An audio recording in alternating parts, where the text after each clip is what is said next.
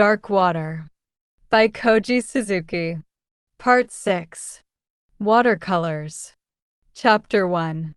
Early in the evening on a late summer day, the bridge over Shibora Canal was swaying in the wind. On either side of the canal, old buildings rubbed shoulders with new ones in a higgledy-piggledy array, and strong gusts of wind blew in through the spaces between them. Looking south from Midbridge, the third building was stained black with what looked like streaks of soot on its rear and side walls. Whether the black streaks were grime accumulated over many long years or an artificial design was hard to say. Until 2 summers ago, the building housed a discotheque called Mephisto on its 3rd, 4th, and 5th floors. Each floor had a separate entrance, and customers could enter the disco through their entrance of choice, depending on how the spirit moved them at the time. The higher the floor, the more extreme the music, fashion, and interior design. Dancers on the 5th floor were mostly half-naked women clad in black bondage gear. Unable to join their ecstatic coterie, most men contented themselves with viewing them from the side. In those days, you didn't have to go far in this neighborhood before you caught sight of women trussed up in bondage fashion. They used to walk the streets outside in the garb they danced in. When they had to take the train, they draped a coat or cape over themselves to conceal their exposed flesh. Women clad in what amounted to nothing more than underwear vanished with the bursting of Japan's bubble economy. Just where did they all go? The whereabouts of at least one of these women is known. Her name is Noriko Kikuchi, and she has drifted back to this neighborhood. Her frenetic dancing experience at Mephisto had taught her the joys of self-expression. She thus became an actress with a small theatrical troupe, and it was in such a guise that she returned to the same building that once dominated the times. Tokyo is home to countless small theatrical troupes. Although it is estimated there are 3,000, the fact is that it is virtually impossible to ascertain the exact figure. Many groups will assemble and disperse for a single production, resulting in a different total emerging with every reckoning. Many of these small troupes are nothing more than groups of like-minded individuals who get together now and then to offer performances to small audiences of less than 300 per run. Yet some will on occasion make it to such venerable venues as Kinokuniya Hall and the Honda Theater. The provisional goal of people involved in these groups is to perform at such noted playhouses. The theatrical company that Noriko belonged to appeared set to attain that goal. Called Kairan Maru, which made it sound like a fishing boat, the troupe was on its way up, having attracted an audience of more than 1,500 to its last production. Mustering an audience of over 2,000 on their next run, they believed, was their ticket to Kinokuniya Hall. Members of the troupe had all pinned their hopes on manager-director Kenzo Kaiohara, a man of superhuman energy. If the troupe managed to get bigger, it would catch the eye of the mass media, making it more likely that the actors would get the kind of break they sought. The future of the troupe members thus lay in the capable hands of Kaiohara. The playhouse that Kaiohara had chosen for the performance of their next play was that building wedged between the Shibora Canal and the First Metropolitan Expressway, the building that had been the home of Mephisto until the year before last. The lighting, acoustic, and other equipment had all been left behind, making it not an altogether incongruous setting for a playhouse. After the disco had gone out of business, The owner of the building had been hard-pressed even to rent the premises out as a venue for local community events. It had never hosted anything like a full-scale drama production. The decision to stage that particular play must have involved a fair amount of risk. Some leading members of the troupe had vigorously opposed the choice. Yet their misgivings transformed into fervent enthusiasm upon seeing the script. They appreciated the multi-layered composition of the play, the way the stage settings would use the building's structure to impressive effect. As every member of the troupe agreed, difficult though it would be to pull off, it was a challenge well worth taking on. Kaiohara was constantly striking out in new and original directions.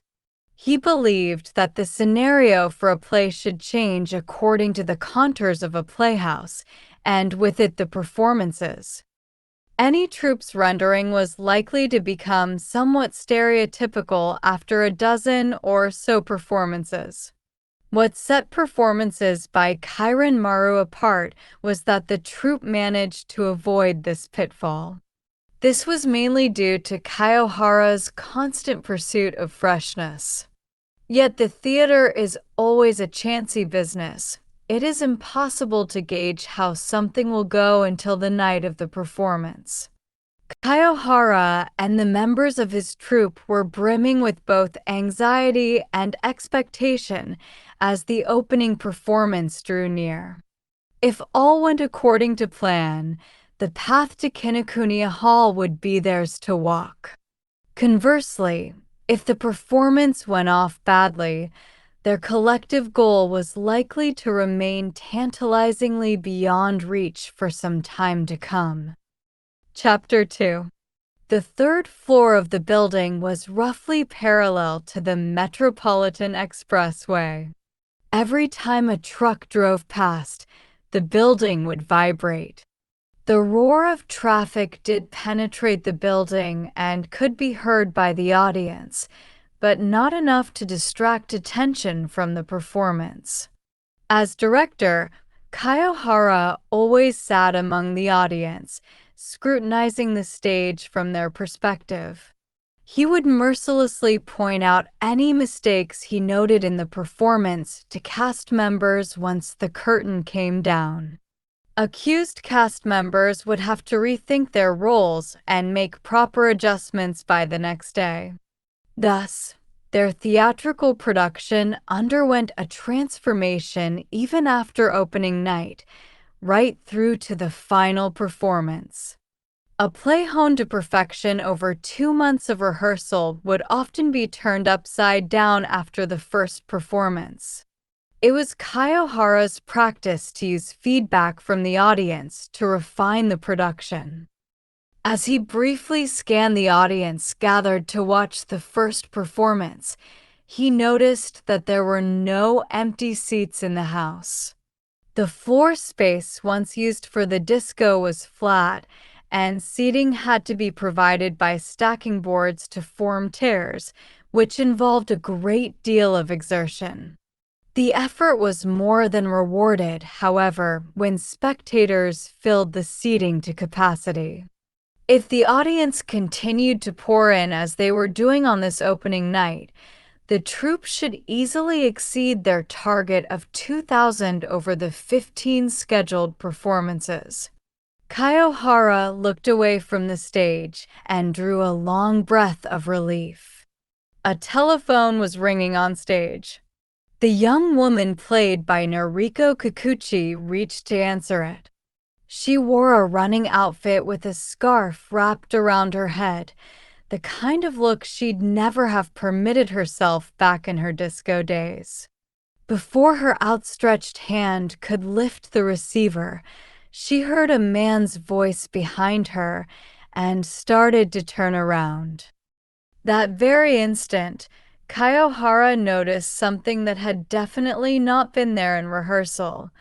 Noriko and the actor behind her seemed to lose their concentration. Noriko brought her hand up to her cheek and glanced up toward some point on the ceiling. Reacting to this, the actor behind her also looked up at the ceiling. Kaiohara, shocked, almost stood up from his seat. Water was dripping from the ceiling. Drops of water were dripping down, wetting Noriko's cheek. This accident had diverted the actors' concentration from their roles. Yuichi Kamaya in the sound effects booth was pissed off. Having voiced to Kaiohara a difference of opinion, he'd been replaced at the last minute. He was still unhappy about being relegated to the non-acting staff. On the face of it, he had voluntarily stepped down from the role, and the part was given to a junior actor who'd been his understudy. But that was only the story put forth to cover his dismissal. Everyone in the troupe knew the truth.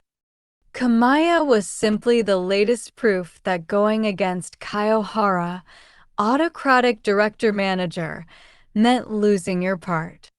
To have rehearsed for all of 2 months to perfect a role only to see the effort go to waste was the worst thing that could happen to an actor.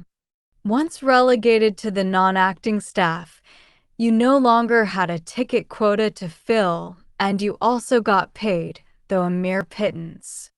Comforting himself that by losing the part he was at least better off financially, Kamaya tried to come to terms with the blow. But now, in the sound effects box, he was thoroughly fed up with just sitting there at loose ends as a mixing assistant. Kamaya gazed lethargically out from the booth, which was up behind where the audience sat. Set higher than the surroundings, sound effects commanded a good view of the stage and the audience. He could thus see Kaiohara's back as he sat there in the audience. Well over 6 feet tall and with the broad chest of a wrestler, Kaiohara had long, bleached hair that he tied back at the nape of his neck. Even in the dim stage lighting, Kamaya had been able to pick out Kaiohara instantly. As he looked down at the man, Kamaya's gaze began to radiate hatred. Hatred for the man who'd snatched away his part, who'd left his self-respect in tatters. Yet Kamaya was unlikely to break away from the man's spell. What Kamaya felt toward Kaiohara were the dual emotions of hatred and awe.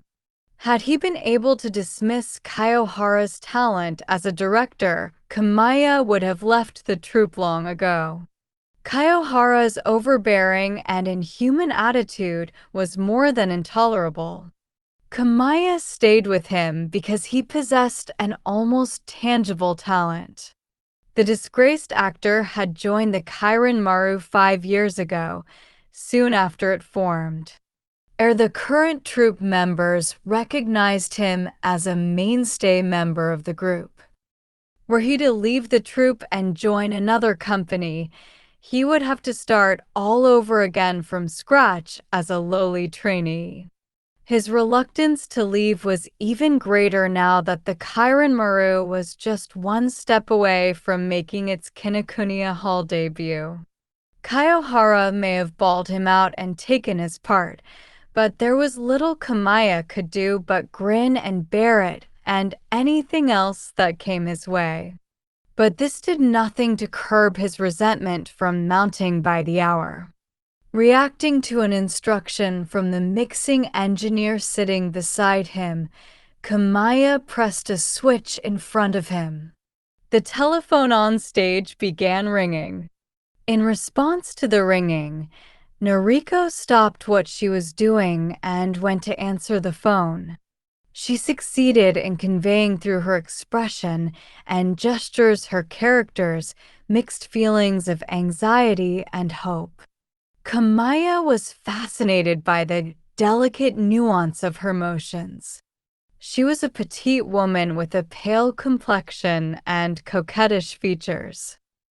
The running outfit she was wearing now concealed the contours of her body, but in the past, she'd played roles that required her to undress on stage and reveal her splendidly proportioned physique. Kamaya had never imagined that Noriko would develop into such a successful actress, though he was instrumental in getting her into Kairon Maru. Having met her at the Disco Mephisto, he was the one who introduced her to Kaiohara. When Mephisto closed, Noriko found herself without a stage. Recognizing her plight, Kamaya casually suggested to her that she might like his troupe. The invitation was really nothing more than a pickup line he dropped to any girl he fancied. Little did he imagine then that in a mere 2 years she'd become the troupe's leading actress. He now regarded her with conflicting emotions, for she knew her own worth and asserted her importance in the company to the point of eclipsing him.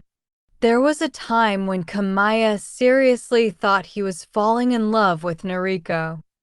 He hit the brakes when he learned that Kaiohara and Noriko were bound with more than platonic ties.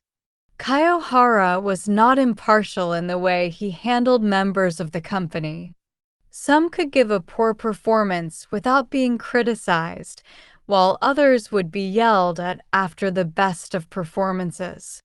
Kaiohara was a law unto himself, and no one else understood the distinctions he drew and the criteria he applied.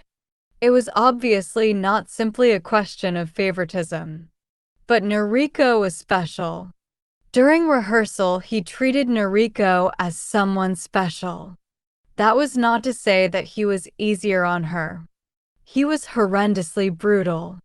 Although tongue lashings were dispensed universally, he had never directed physical violence toward any member of the company. There had been times, however, when he subjected Noriko to the most appalling outbursts of violence as he screamed at her, "Oh bitch, what the hell are you doing? You're no actress and never will be. Quit and save the profession a lot of grief. That's no good for God's sake. How many times do I have to tell you? Strip, you whore, it's all you're good for. Forget yourself now, you've got no place in the part." Not content with unleashing a hail of abuse, he would rush over to where she was, kick her legs out from under her, and slap her in the face. She'd fall to the floor, shed a silent tear or two, but never cry out loud. Fixing him with a determined look, she'd redo the scene, altering the nuance, and he'd shout that it was no good and knock her down again. So violent was the treatment that it pained the onlookers. Slow to catch on though Kamaya was, even he began to understand the nature of their relationship after seeing them go at this for 6 months. There was no way they could keep this up unless they were bound by carnal ties and strong bonds of trust. The violence that bound the two signaled the strength of a union both spiritual and carnal. There was further proof. With the end of rehearsal, all resentment disappeared from between them, and they'd engage in rapt conversation, the very image of peace and harmony. The woman who had just a moment ago been the victim of Kaiohara's cudgeling and kicking would now be falling about in entranced laughter at his remarks and hanging on his every word as he spouted his theories on the art of performance. Everyone knew what they were about. It was an unspoken understanding. The members of the company did not gossip about Kaiohara and Noriko because they understood and accepted their peculiar relationship. Kaiohara had honed Noriko for that opening night's performance, and now she was showing the audience the result. It hadn't escaped the notice of Kamaya, either, that Noriko's expression had frozen for an instant.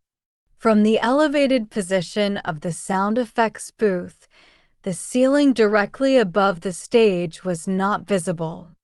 Nonetheless, Noriko's gestures told Kamaya what was going on. He knew that water was dripping from the ceiling and that some drops had landed on her cheek.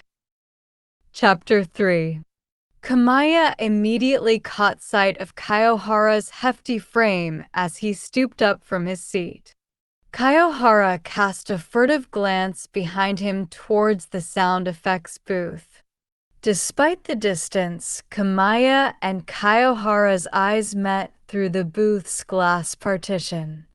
Unnoticed by other members of the audience, Kaiohara managed to communicate to Kamaya through deft gestures of his hand and facial expressions that something was wrong with the stage ceiling or thereabouts. Having noticed the problem already, Kamaya immediately understood what Kaiohara was trying to tell him and pointed to the ceiling. Seeing Kamaya's gesture, Kaiohara gave a big nod and slowly turned his face back toward the stage, still looking quite irritated. Kamaya was confident that he had correctly interpreted Kaiohara's gestured instruction. Since the sound effects booth was closest to the floor above, Kamaya would be the natural choice to deal with a leak from the ceiling center stage. Go up to the floor above, find the leak, and take care of it. That must have been the meaning of Kaiohara's charade. There was not a moment to lose. Every member of a small theatrical company, actor or not, must be prepared to assume lighting and stage duties. Kamaya recognized the seriousness of the situation. The hazards of water in such a place could not be underestimated. Wiring for the lights, though not visible to the audience, ran all about the stage. Should one of the connector sections become wet with water, everything on that circuit would short out. They could even be unlucky enough to have the whole stage plunge into darkness, wreaking havoc with the production. Kamaya quickly exited the sound effects booth, only to stop dead in his tracks once out of the door. He didn't know how to reach the next floor. They had entered the building 2 days ago to prepare the stage sets, put up seating for the audience, and wire the lighting and acoustics. Although Kamaya had assisted in all of these operations, it had never once been necessary to go up to the next floor. He hadn't even seen the route up. The nearest door led to the outside of the building, with one passage leading to a fire escape. Kamaya opened the heavy iron door and ventured out onto one of the stairway landings. The moment he opened the door, he felt a blast of wind from the trucks driving nearby down the Metropolitan Expressway. It was like a different dimension. Traffic along the expressway a little after 8 at night could slow to a congested halt one moment and resume at a high pitch just a few seconds later. Kamaya was amazed at how close the headlights streamed past. It seemed like he could reach out and actually touch the traffic. He'd been steeped in that alien dimension again, the one called the stage. Adorned with colored lights, the Rainbow Bridge arched upwards over Tokyo Bay, with more of the aura of a Tokyo tower than a bridge. The dark waters of the bay under the bridge were not visible from the fire escape landing, but the smell carried on the strong winds blowing off the bay. Kamaya rushed up the fire escape to the next floor, where he tried the doorknob. Unlocked, the door yielded easily to his hand. It was pitch dark inside. The feeble light that came through the open door allowed him to just make out the vague contours of a corridor. Yet, to make his way along this corridor, he had to release the hand that was propping the door open. There had to be a light switch somewhere. As long as the power hadn't been shut off, the wall switch should still turn on the lights. Kamaya strained his eyes at a likely spot. No sooner had he begun to move forward than he heard a heavy thud from behind as the door slammed shut, throwing him into complete darkness. He extended his hands and felt his way along the wall, nervously putting one foot in front of the other. There was little fear in his heart, however, so intent was he on getting the job done for his colleagues. Had he not been on such a mission, his progress would no doubt have been much more hesitant. His hand felt something projecting from the wall, something that felt like plastic. Convinced that it was a light switch, Kamaya flicked it. There was a momentary pause before fluorescent lighting filled the corridor. At the end of the long corridor, he could see an entrance that resembled a cave. He somehow remembered having seen something very much like it before. He was about to attribute this sensation to déjà vu when he realized that he had completely forgotten that this place had once been a disco. He muttered audibly as if to chastise himself for his foolishness. This was Mephisto, the disco he'd frequented, the one where he'd first met Noriko Kikuchi. No wonder he remembered seeing the entrance. What looked like the opening of a cave was in fact the entrance to a disco. Where Kamaya was now standing had once been the cloakroom. He walked as far as the entrance and flicked another switch. This turned on the fluorescent lights inside the disco. The scene that confronted Kamaya was difficult to describe. The interior of a spaceship, a cavern, a fin de siècle underground Arcadia Euro, there were extreme bumps on the walls, which were decorated in brilliant colors, not in the least faded. The gaudy interior had looked so fantastic back then thanks to the colored lighting. In the white fluorescent glare, it suddenly looked inane. Suspended from the slightly domed ceiling was a mirrored ball. The box seats in the corners were covered in dust. The small raised dancing platforms remained in the same configuration, but the room now lay in total silence. Kamaya only needed to close his eyes to recall the tumultuous uproar. Behind his eyelids, he could see Noriko as she danced frenetically there on the platform, her half-naked form pulsating to the beat of the music. Noriko never came with friends. She came to dance all by herself. He thought of the way she was then, and now as she performed right there below him. Kamaya shook himself out of his reverie. This was no time to wallow in sentiment. He reminded himself that he was here to find the source of the leak that had scored a direct hit on Noriko. If he didn't solve the problem quickly, there was no knowing what chaos might ensue. The only places he could think of where water was likely to be used on this floor were the kitchen and the restrooms. Kamaya pictured to himself the layout of the floor below in an effort to work out what would be directly above the stage. He remembered the location of the restrooms opposite the dancing platforms.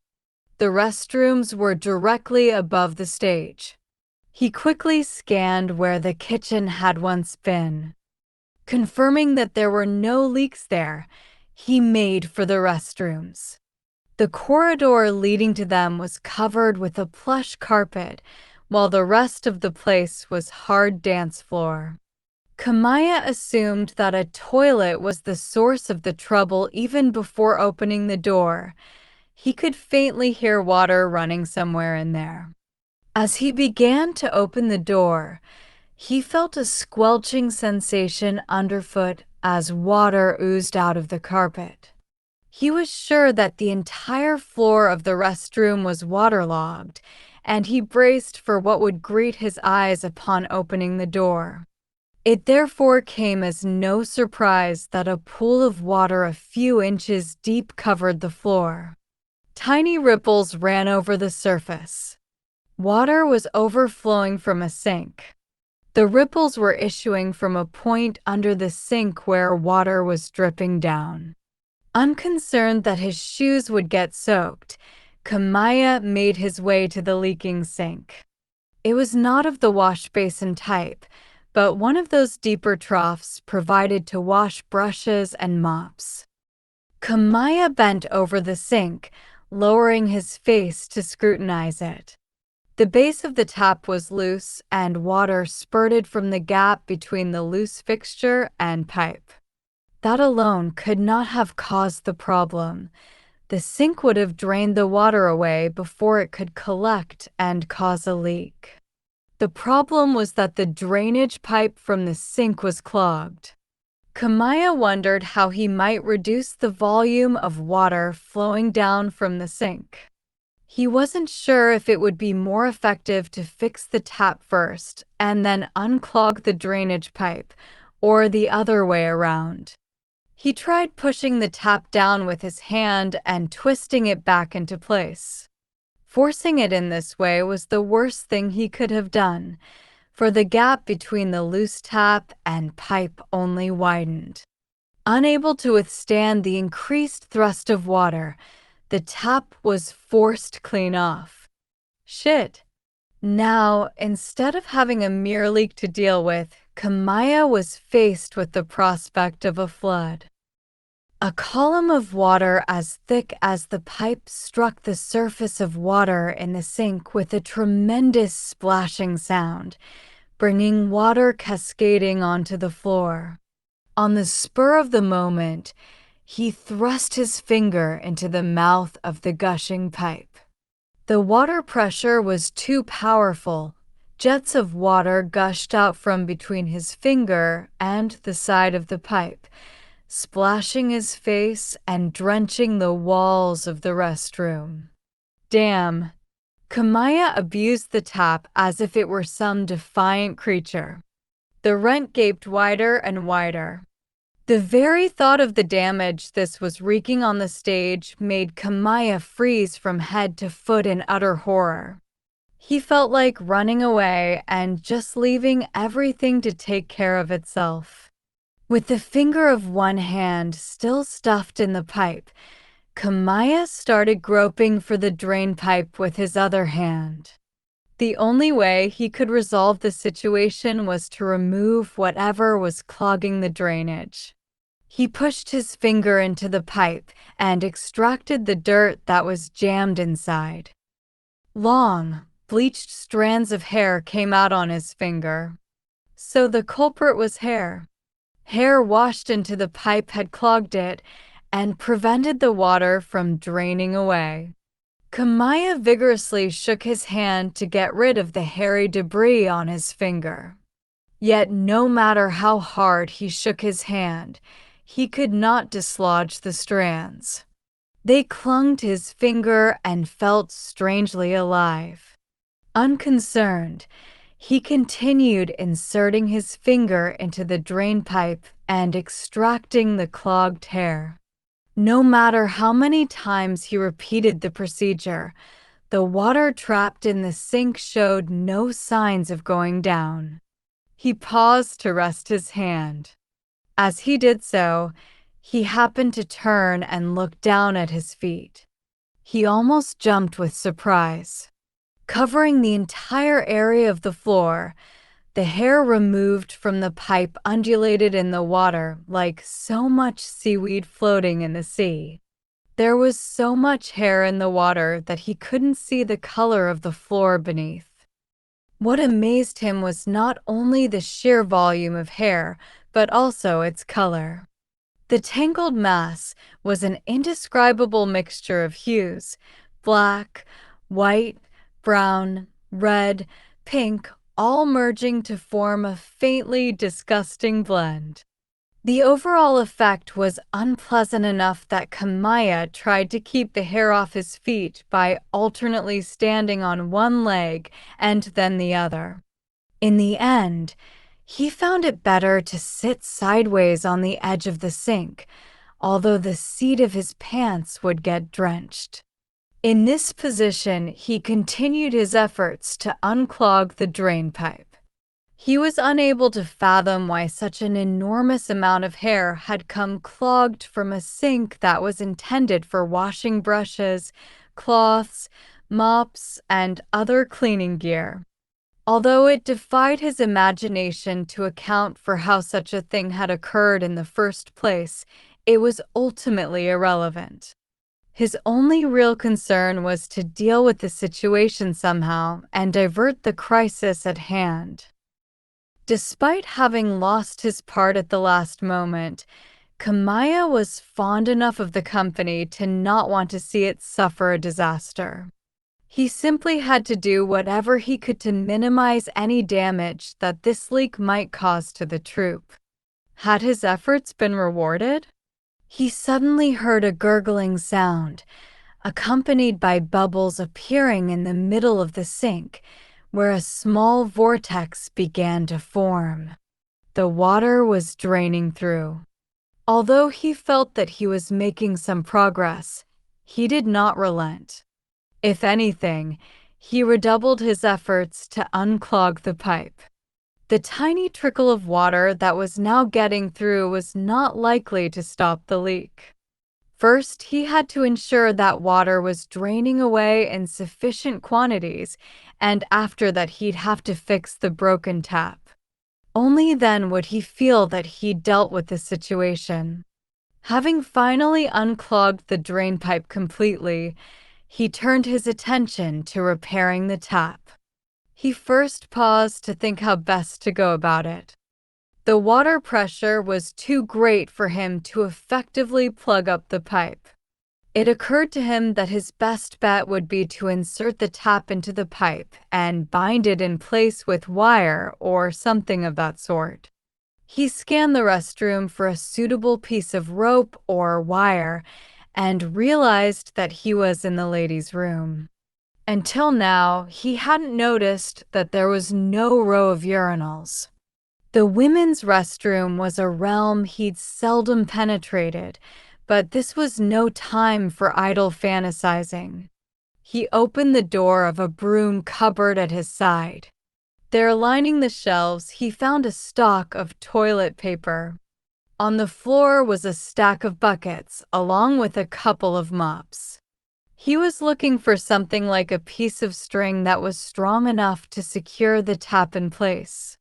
He got down and crawled around in the cramped cupboard in search of some string. Beside the stacked buckets lay a coil of green tubing, which turned out to be a hose. It seemed a bit too thick and unwieldy for securing the tap. When he pulled the hose, however, it felt much more elastic than expected. He decided that it might just prove sufficient for tying down the tap after all. He hauled the hose out of the broom cupboard. The tap had sunk to the bottom of the water in the sink. He fished it out with his hand. It resembled the severed head of a dragon, with its mouth gaping. Opening the disattached tap, he pressed it into the mouth of the pipe and wrapped the hose around it several times, concluding with a tight knot. Checking to make sure that it was secured firmly in place, he slowly turned the tap off. The gush of water came to a halt. Not a single drop of water leaked from anywhere. The flow had been staunched. Kamaya breathed a deep sigh of relief. Although it was hardly a creative achievement, he nonetheless felt a surge of accomplishment. If this were a performancia euro, he wondered just how he'd express this relief on stage. It'd be too silly and obvious to jump gleefully with joy. But a smile wouldn't do either. If he looked in the mirror now, he'd probably see a man with a vacant expression. If anything, he'd still look agonized. In fact, he ought to look in the mirror to see how his current state of mind was reflected on his face. He'd learned the most natural expression for a situation like this. As he used 2 mops to soak the water off the floor, Kamaya made his way to the mirror. He looked closely into it, and a chill ran down his spine. He was momentarily unable to tell what was provoking the reaction. It was not so much his reasoning as his senses that had detected something unnatural. There couldn't possibly be anyone else in the women's restroom, here in the shell of a disco that had gone out of business 2 years ago. Yet something felt weird, didn't quite make sense. He wondered how he had failed to notice it until now. No doubt his mind had been so preoccupied that he'd seen but not registered it. Once he'd finished dealing with the leak, it must have started to rise to the fore of his consciousness. In the mirror, he saw the stall doors to 5 toilets. The doors of the 2 stalls to the left and the 2 to the right were open. Only the door of the stall in the middle was closed. The doors were designed to remain closed only when a stall was occupied. A euro, in other words. Kamaya turned around and took a long, hard look at the closed stall door. It seemed inconceivable that anyone could be in there. All the lights had been out when he'd reached this floor. The restroom had also been in complete darkness. Kamaya had had to turn the lights on. He was torn as to what he should do next.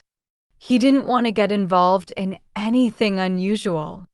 He'd already completed what he'd come here to do. He heard a voice telling him to return to his post on the double. All the while, his curiosity was becoming harder to resist. After all, inquisitiveness was a highly desirable quality in an actor. Wasn't Kaiohara always telling them that? Kamaya moved a little closer and gave the door a poke with the end of the mop handle. The door refused to yield. He then tried giving the door a push with his hand. But the door wasn't stuck. It was locked from inside. He was about to ask whether anyone was in, but thought better of it.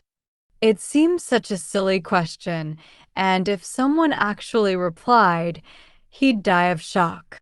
Reining in his curiosity, Kamaya gradually backed away from the door. He told himself that it was high time to get back to the sound effects booth. Every time he moved his feet, the hair that he'd pulled from the drainpipe got tangled on his heels. He hadn't realized until now that the water flooding the restroom floor was forming a current. The water began to flow towards the closed stall door and into the space beyond. The noise of a toilet being flushed came from the stall. As if drawn to the sound, the water covering the floor rushed into the stall, gurgling under the locked door. Kamaya steadied himself, his frame now rigid from head to toe. Whoever it was inside the stall had just finished. Kamaya heard the metallic sound of the door being unlatched, and it began to open. Through the crack, he saw something black squirm, not just one, but innumerable black forms squirming. There was a tense hush. A sharp scream had brought Kamaya's consciousness back to reality somewhat. He'd been so deeply immersed in his acting that he'd forgotten why the collective gaze of an audience was upon him. He'd been breathing the very atmosphere of his own performance. Chapter 4. Within a month after Kairon Maru ended its run of watercolors, the troupe's 13th production, all the reviews were in from the major theater magazines. In general, they were favorable, but some critics complained that the play's structure was simply too tray. Let us quote some of the more important reviews. From the November issue of Monthly Play Guide, I'm still not quite sure how much of a conscious contrivance it was on the part of director Kenzo Kiyohara to incorporate the significance of that location.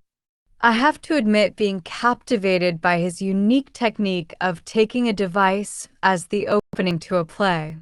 The subject of the play is no doubt water, although water could not have been the original concept.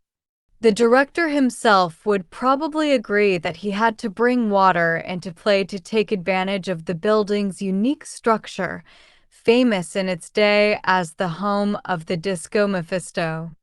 For all that, it is splendidly thought out. The action of the drama is played out on the third, fourth, and fifth floors of the building, with water flowing down from the upper floors to the lower, thereby providing a unifying vertical thread to the action. It must have taken a great deal of daring for the small theatrical company to handle such a large volume of water on the stage, especially in light of the ingenuity needed to drain it away successfully. Yet to take on such a seemingly unwelcome challenge as this is the hallmark of Kenzo Kiyohara. The highlight of the piece was the performance of Kamaya, who fought a lone battle to bring under control a leak from the ceiling. In what amounted to a one-man show, his performance contained some very eerie moments. Still, one wonders why it had to be presented in the horror style. In this regard, the scene was rather puzzling. From the October issue of Stage Gallery, it is not a particularly new contrivance for actors to venture off the stage into the audience. Indeed, there are few, if any, independent companies that have not availed themselves of this device. Yet the device employed in this production by Kenzo Kiyohara is more complex. The disco known as Mephisto used to operate on 3 floors, each catering to clientele with different tastes. Each floor had its own turnstile for customers to gain admission through. Kiyohara has followed this system, staging different plays on each of the 3 floors, the 3rd, 4th, and 5th. What serves to link each of these stages is the medium of water. Water will always fall downwards under the pull of gravity. Even in a concrete structure, water will find a way to leak down through the slightest crack. The effective use of water on its downward journey binds the 3 stages by a vertical link. What makes Kiyohara the consummate businessman as well as showman is that he has priced the performance per floor. Those who watch the 3rd floor performance whet their appetites for the 4th floor performance, which in turn spurs them to attend the 5th floor performance. Thus, to grasp the significance of the man emerging from the flooded restroom, one must watch the play on the 5th floor. In this manner, members of the audience are enticed to visit the playhouse 3 nights in a row. From the winter issue of the Quarterly Performing Arts, one stage was almost turned into a swimming pool, with water spurting and gushing in all directions. Draining it all away afterwards must have presented the company with great difficulties. Yet the whole experience was well worth the effort. I found the scene with the multicolored hair undulating in the water quite overwhelming. Effective lighting techniques made the flesh tingle with the beauty and eeriness of it all. The multicolored hair symbolizes the girls who once danced there. Although the hair does indicate a transition to the group dancing scene, there can be no denying that the audience is provided with an insufficient explanation as to what is going on. The 4th floor performance alone is not enough to enlighten them.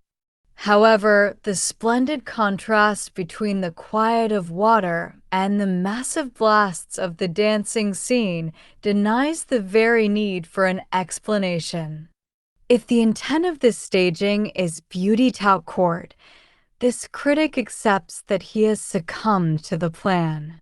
All theorizing aside, I did find beauty in the morbidity of that world.